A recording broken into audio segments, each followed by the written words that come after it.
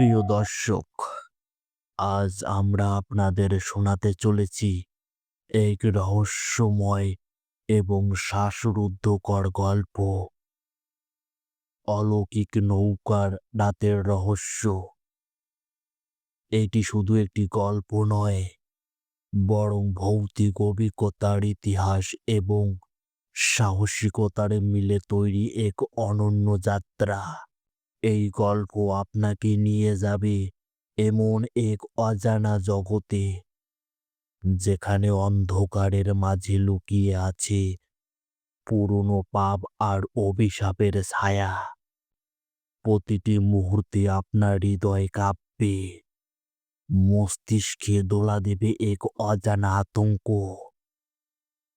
কিন্তু সেই সঙ্গে আপনি খুঁজে পাবেন সাহস, বন্ধুত্ব আর সত্যকে জয় করার শক্তি।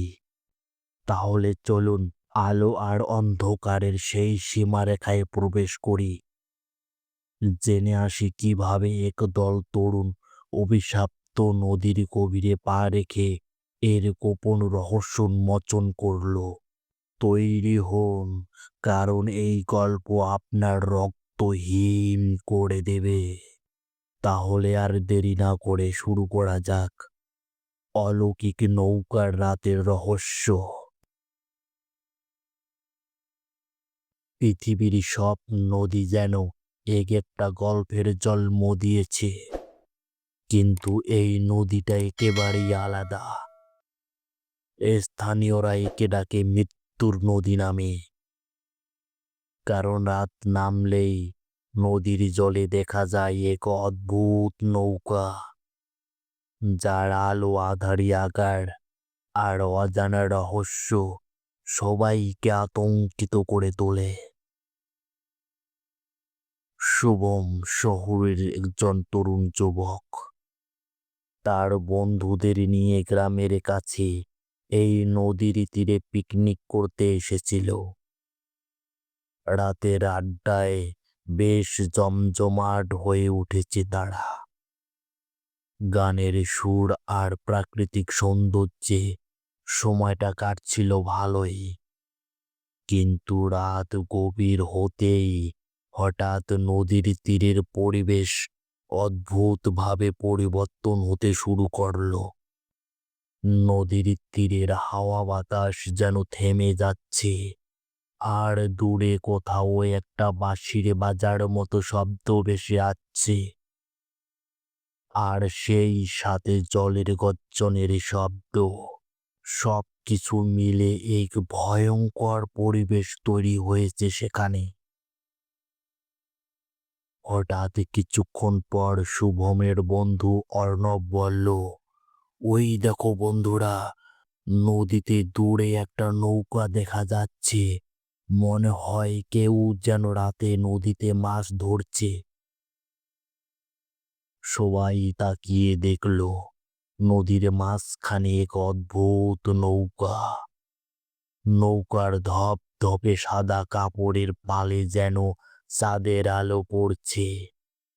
কিন্তু অদ্ভুত ব্যাপার হলো, নদীতে কোনো বাতাস নেই, অথচ নৌকার পাল দুলছে। শুভম বলল, এটা কিভাবে সম্ভব? আমি শুনেছি এই নদীর ওপর কিছু অলৌকিক ঘটনা ঘটে।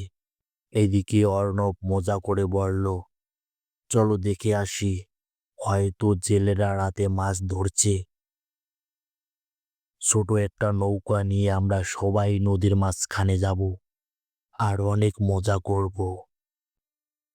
সেখানে থাকা গ্রামের মাঝি রামকিশোরকে ডেকে তাদেরকে নিয়ে যেতে বলল, কিন্তু রামকিশোর রাতের বেলায় নদীতে নৌকা নিয়ে যেতে একেবারেই অস্বীকার করল এবং বলল, না বাবু, এই রাতে ওই নৌকার কাছে যাওয়া মানে মৃত্যুকে ডেকে আনা।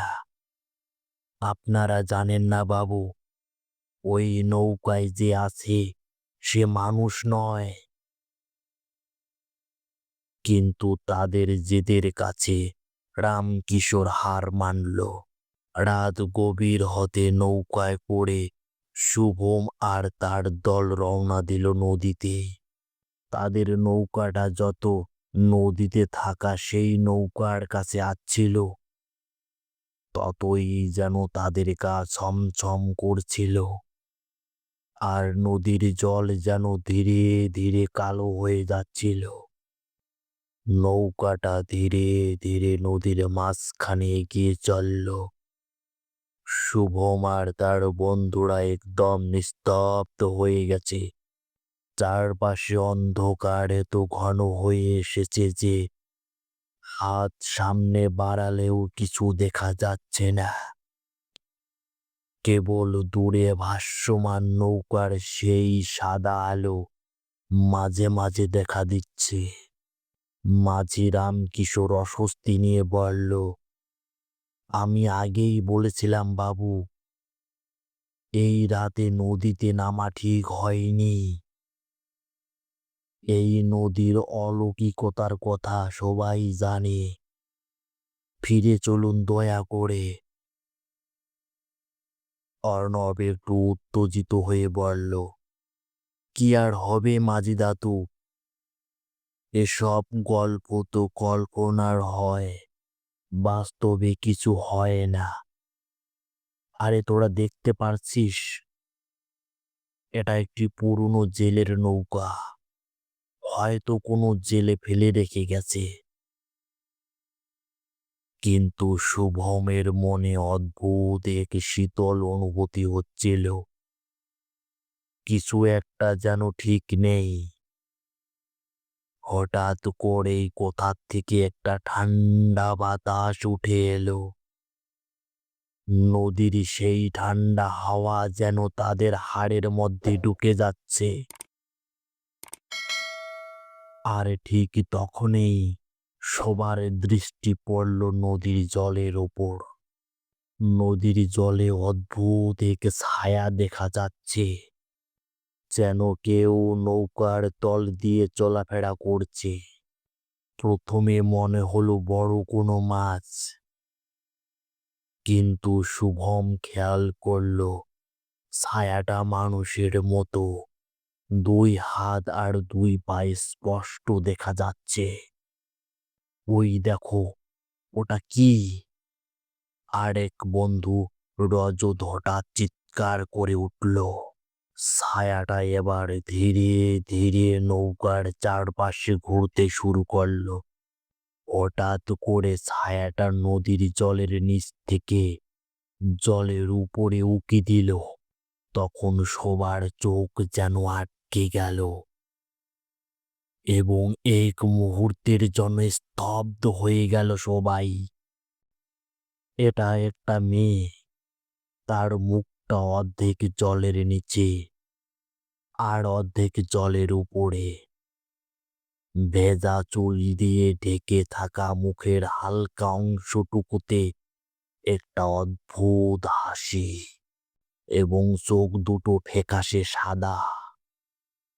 এটা দেখে সবাই একদম স্থির হয়ে গেল, যেন সবাই এক মুহূর্তের জন্য নড়াচড়া করতে ভুলে গেল। হঠাৎ মাঝি ভয় পেয়ে বলল, এই তো সেই মেয়েটা, এই মেয়েটার জন্যই এই নদী অভিশপ্ত। এখান থেকে ফিরে চলুন দয়া করে, নইলে সে আমাদের সবাইকে মেরে ফেলবে। কিন্তু অর্ণব আবারও বলল, আরে মাঝি দাদু, ভয় পেয়ে লাভ নেই। আমি নিশ্চিত এটা কারো খেলা, কেউ আমাদের ভয় দেখানোর চেষ্টা করছে। এদিকে মেয়েটা আচমকা জলের তলায় চলে গেল। আর ঠিক তখনই তাদের নৌকাটা হালকা দুলতে শুরু করলো এবং নৌকাটা ধীরে ধীরে নিয়ন্ত্রণ হারাতে শুরু করলো। রামকিশোর আর শুভম একসঙ্গে চিৎকার করে উঠল, পিছনে তাকাও। পেছনে সেই রহস্যময় নৌকাটা এখন খুব কাছে, কিন্তু কোনো শব্দ নেই। আর নৌকাটার ভেতরে একজন কালো ছায়ার মতো মানুষ দাঁড়িয়ে আছে। তার শরীর থেকে যেন কুয়াশা বের হচ্ছে, আর তার চোখ দুটো যেন আগুনের মতো জ্বলছে। শুভমের গলা দিয়ে আর কোনো কথা বের হলো না। সে শুধু ভাবলো, এটা কি? আমরা কোথায় এসে পড়লাম? নৌকাটা যেন থেমে গেছে। কোনো বাতাস নেই, কোনো ঢেউ নেই। চারপাশে নীরবতা এতটাই গভীর যে মনে হচ্ছে সময় থেমে গেছে। শুভম আর তার বন্ধুরা একে অপরের মুখের দিকে তাকিয়ে আছে। আতঙ্ক যেন তাদের চোখে মুখে স্পষ্ট দেখা যাচ্ছে। নদীর মাঝখানে সেই সাদা নৌকাটা এখন তাদের এত কাছাকাছি যে তার ভেতরের কালো ছায়াটা স্পষ্ট দেখা যাচ্ছে। রামকিশোর হঠাৎ কাঁপা কাঁপা গলায় বলল, আমাদের সর্বনাশ হয়ে গেছে, ও আমাদেরকে মেরে ফেলবে। অর্ণব সাহস দেখানোর চেষ্টা করলেও কিন্তু তার কণ্ঠ কম্পমান হচ্ছিল। দেখো, এটা কোনো ভৌতিক ব্যাপার নয়, এটা কারো বানানো ফাঁদ। আমরা এখান থেকে বেরিয়ে যাব। মাঝি দাদু, তাড়াতাড়ি নৌকা ঘুরিয়ে নাও। কিন্তু রামকিশোর কোনো রকম ভাবে নড়তে পারল না। তার চোখ যেন সেই কালো ছায়ার দিকে স্থির হয়ে গেছে। আর তখনই ছায়াটা হঠাৎ করে হাত বাড়িয়ে তাদের দিকে ইশারা করল। মুহূর্তের মধ্যে অর্ণব আর অজত একসঙ্গে জোরে চিৎকার করে উঠল, আমার পা, আমার পা কেউ যেন চেপে ধরেছে। অর্ণব ছটফট করতে লাগলো। শুভম তার বন্ধু অর্ণবকে টেনে ধরল। রজত আতঙ্কে ছুটাছুটি করছে। তার পায়ের কাছে নদীর জল অস্বাভাবিকভাবে ঘোলা হয়ে উঠছে। আর ঠিক তখনই নৌকাটা নিজের থেকে দুলতে শুরু করলো। আর সেই কালো ছায়াটা তাদের দিকে এগিয়ে আসতে লাগলো। শুভম দেখল ছায়াটার কোনো মুখ নেই, পুরো শরীরটা যেন কুয়াশার তৈরি। এইদিকে রামকিশোর হঠাৎ পাগলের মতো মন্ত্র পড়তে শুরু করলো, কিন্তু ছায়াটা কোনো কিছুতেই পাত্তা দিল না। নৌকাটা এবার এমন ভাবে কাঁপতে লাগলো যেন এক মুহূর্তেই তা উল্টে যাবে। শুভম অসহায়ের মতো চিৎকার করলো, আমরা কি করব? কেউ কিছু বলো। ঠিক তখন হঠাৎ করে নদীর জলে একটা বিকট শব্দ হলো। জল ফেটে যেন কিছু একটা বিশাল আকৃতির বস্তু উপরে উঠল। শুভম আর তার বন্ধুরা স্তম্ভিত হয়ে দেখল একটা বিশাল আকার মুখহীন মাছ, যার গায়ে অসংখ্য দাগ আর চোখের জায়গায় শুধু শূন্যতা। মাছটা তাদের নৌকার চারপাশে ঘুরতে লাগলো, আর সেই কালো ছায়াটা তাদের দিকে হাত বাড়িয়ে দিল। শুভম দেখতে পেল ছায়ার হাতগুলো মানুষের মতো নয়, সেগুলো যেন হাড় আর ধোয়ার মতো। রামকিশোর হঠাৎ নৌকার বইটা ফেলে দিল আর চিৎকার করে উঠল, ওরা এসে গেছে, ওরা এসেছে, আমরা আর বাঁচব না। তখনই কালো ছায়াটা নৌকার কিনারে এসে দাঁড়ালো। তার হাত শুভমের দিকে বাড়িয়ে দিল। শুভম এবার চোখ বন্ধ করে ফেলল। এক মুহূর্তের জন্য মনে হলো সব শেষ। কিন্তু ঠিক সেই সময় নদীর ওপর একটা তীব্র আলো জ্বলে উঠল। আলোটা এতটাই উজ্জ্বল যে এক ঝলক চোখে পড়তেই সবাই এক মুহূর্তের জন্য অন্ধ হয়ে গেল। তখন কালো ছায়াটা হঠাৎ থেমে গেল, আর নৌকাটাও দুলতে গিয়ে স্থির হয়ে পড়ল। শুভম ধীরে ধীরে চোখ খুলল। তারপর সবাই দেখতে পেল নদীর পাড়ে একজন দাঁড়িয়ে আছে, আর তার হাতের কাছে সেই উজ্জ্বল আলো। নদীর ওপারে জ্বলতে থাকা তীব্র আলো তাদের জীবনকে অল্প সময়ের জন্য হলেও আটকে দিল। শুভম, অর্ণব, অজত আর মাঝি রামকিশোর হতবুদ্ধি হয়ে তাকিয়ে থাকল। আলোটা যেন তাদের শরীরের প্রতিটি কোষে একটা অদ্ভুত শক্তি ঢেলে দিচ্ছে। তারা দেখতে পেল আলোটার ভেতরে একটা অবয়ব ধীরে ধীরে স্পষ্ট হতে লাগলো। একটা লম্বা চেহারা, গায়ে সাদা পোশাক, মাথার ওপর একটা মুকুটের মতো কিছু। শুভম প্রথমে ভেবেছিল এটা কোনো দেবদূত, কিন্তু চেহারাটা পরিষ্কার হওয়ার সঙ্গে সঙ্গে তার মনে এক সন্দেহ জাগলো। কে আপনি? শুভম সাহস করে চিৎকার করল। অবয়বটি নদীর উপরে স্থির দাঁড়িয়ে রইল। তারপর ধীরে ধীরে নৌকার দিকে এগিয়ে আসতে লাগলো, কিন্তু আশ্চর্যজনকভাবে সে যেন নদীর জলের উপর ভাসছিল। তার উপস্থিতি এতটাই শক্তিশালী ছিল যে কালো ছায়াটা হঠাৎ তাদের থেকে দূরে সরে গেল। রামকিশোর ফিস ফিস করে বলল, এই আলো, আমি জানি এটা সেই সন্ন্যাসীর আলো যিনি এক সময় এই নদীতে তন্ত্রমন্ত্র করতেন। তিনি আমাদেরকে বাঁচাতে এসেছেন।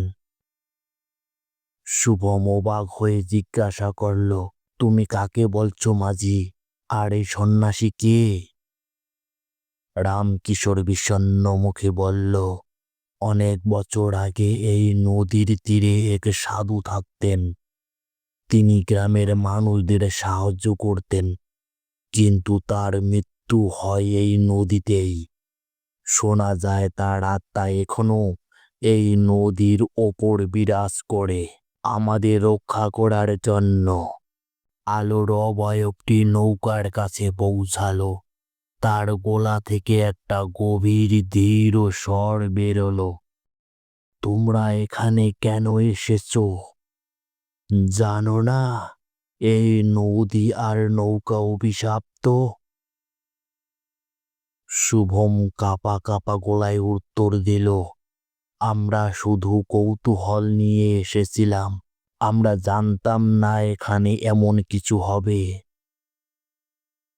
অবয়বটি কয়েক মুহূর্তে চুপ করে থাকলো, তারপর বলল, তোমরা এখান থেকে চলে যাও, কিন্তু মনে রেখো এই নৌকা আর এই নদীর ইতিহাস এত সহজ নয়।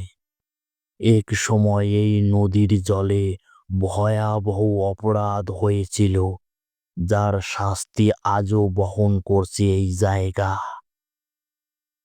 রামকিশোর কাঁপতে কাঁপতে জিজ্ঞাসা করল, সন্ন্যাসী, আমরা কি এখন মুক্তি পাব? অবয়বটি তার হাত উপরে তুলল। চারপাশে আলো আরো তীব্র হয়ে গেল। কালো ছায়াটা এক তীক্ষ্ণ চিৎকার করে মিলিয়ে গেল। নদী শান্ত হয়ে গেল। তোমাদের জন্য পথ খুলে দেওয়া হলো, কিন্তু একবার ফিরে যাওয়ার পর আর কখনোই এই নদীর কাছে এসো না। আলোর অবয়ব ধীরে ধীরে মুছে যেতে লাগলো।